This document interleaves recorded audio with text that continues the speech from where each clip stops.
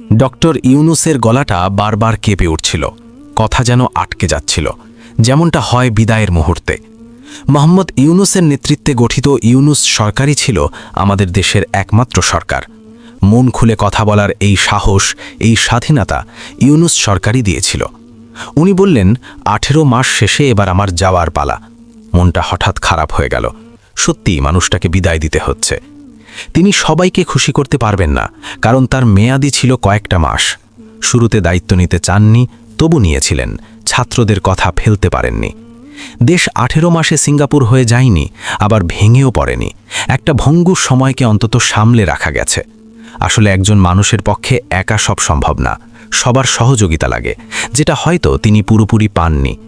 কিছু মানুষ থাকেন যাদের অনুপস্থিতিই বুঝিয়ে দেয় মানুষটা আর নেই।